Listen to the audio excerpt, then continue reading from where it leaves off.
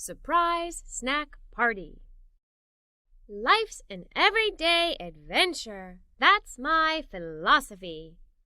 When I woke up this morning, I was surprised to see that it was still raining. It had been raining for 5 days in a row, and I thought for sure it would finally be sunny. I tried to keep things fun around the house, but I had already done most of my rainy day activities. I read, colored, organized my toys, and even invented some new gymnastics moves. Actually, I was very pleased with my new double-tumble cartwheel. As I helped my mother fold the laundry, I told her I was beginning to run out of rainy day ideas. "That simply is not possible, Sweet Pea. You are always filled with wonderful ideas," she said with a smile. I smiled back, but I still could not think of any new rainy day things to do. As I carried a stack of towels upstairs, I let my imagination soar in hopes of coming up with something to do. Oops! I was thinking so hard I didn't see the dog. The towels went flying into the air and I landed on the other side of the dog. We both shook our heads, which made me laugh, and the dog barked.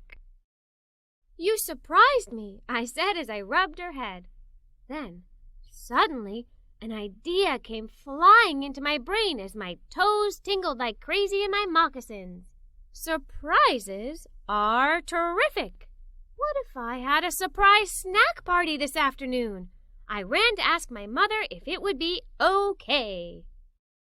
My mother thought it was a great idea, so we immediately sat down and thought of whom to invite and what food to make. Well, I had 4 friends in mind, so we decided to make 4 things for the party. I knew what to make first. Something sweet and delicious. My mother ran out of the room and returned with a recipe for brownies that she had always wanted to try. "Fantastic!" I exclaimed. Our rainy day was feeling much brighter now that we were getting ready for a party. We had a great time chatting and making the brownies. My mother even added chocolate chips to make them extra yummy. As the brownies baked, we looked in the refrigerator to see what else we could share with our friends. Aha! What about some cheese and apples? My mother gives that to her friends when they come over.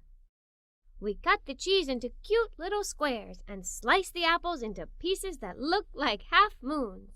This was going to be the best surprise snack party ever.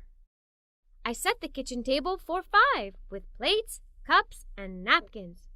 Oh, wait, what were we going to drink? I thought about what to put in the cups. Then, just like the idea for the party, another thought came flying into my head. Pink slushies! That is what we'll drink. My mother put some ice in a bag and crushed it into small pieces. I grabbed the orange and cranberry juices. We poured half of each juice over the crushed ice, making perfect pink slushies. As we were cleaning up, my mother asked, "When are your friends coming over, Sweet Pea?" I stopped in my tracks.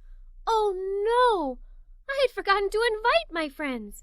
I quickly called Marco, but there was no answer, so I left a message. I tried little Janie, but she was just on her way to karate class. When I called Sunny, her mother said she was practicing for the big ballet show next week.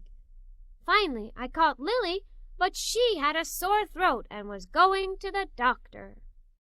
I sat at the table with all of the pretty snacks and looked at the empty chairs.